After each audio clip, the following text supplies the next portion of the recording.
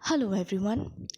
We, the students of Jogomaya Devi College under Calcutta University, are presenting the topic Quantitative Revolution from the paper Evolution of Geographical Thought through PowerPoint presentation.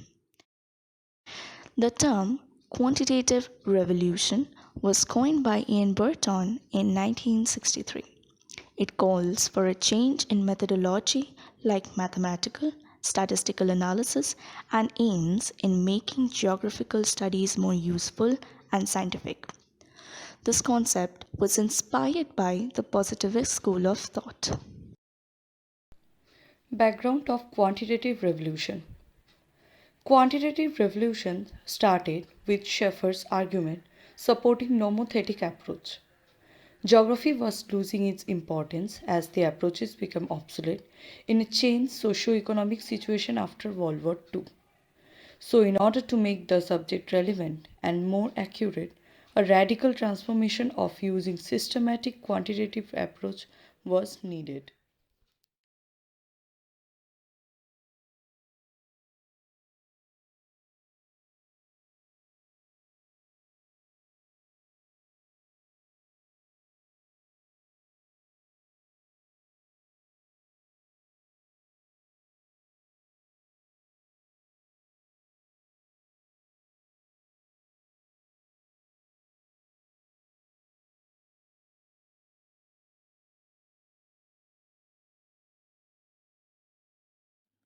Approaches in quantitative revolution.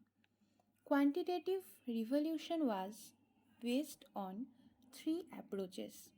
Number 1, locational analysis. It includes spatial analysis but seeks to find out the optimum location by applying statistical and mathematical techniques, physics law, etc. Example, Weber locational model, Von Thunen agricultural model. It was suggested by P. Haggett and Bunge. Number 2, spatial analysis. It is the study of Earth as a space geometry. It includes measurement and divisions of space and man become a point on surface. It means geometrical analysis, the study of distance, the geometrical shape of CPT.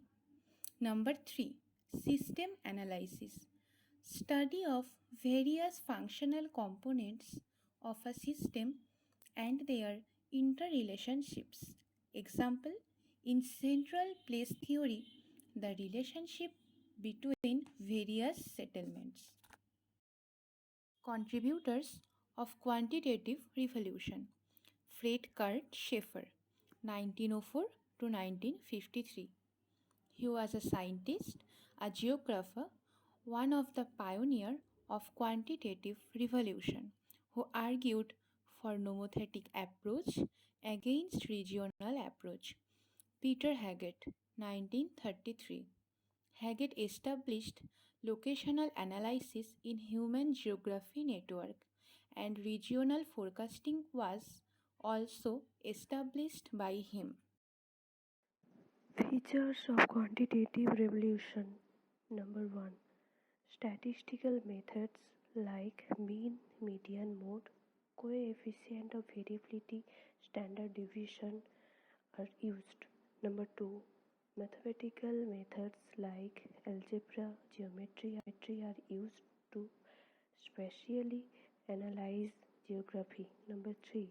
Laws of physics like gravity law, thermodynamics are also used. Phases of quantitative revolution. The following are the phases. Phase 1, Genesis phase, where we got von Thunen's agriculture model, Weber industrial model, rank size rule. Phase 2, 1950, Zenith phase. All statistical methods were introduced along with Darcy's law and Lurch model.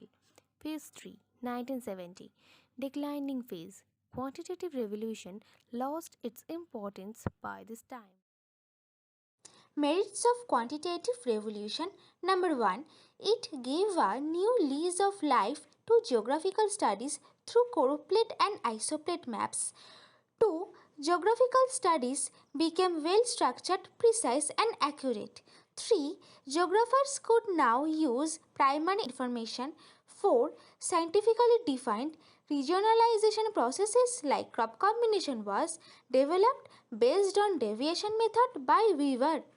5. The use of nearest neighbor method special patterns became easy to understand. Demerits. Number 1. It rejected normative question of belief, faith, emotions. Number 2. Man-environment relationship and decision making was completely ignored. Number 3. Isotopic surface and other idealistic conditions were never found. Number 4. Man became point on the surface. Number 5. Locational analysis mainly promoted capitalism. Post-revolution. Point 1. Greater use of computer in geography also led to many new development in geometry. Point 2. This led to the creation of GIS and remote sensing. Point 3. Its effect led to the spread of positive thinking and countered positive response. Point 4. With development of theoretical geography, geographical research became an important background. Conclusion. Number 1. Quantitative revolution become spatial science. Number 2.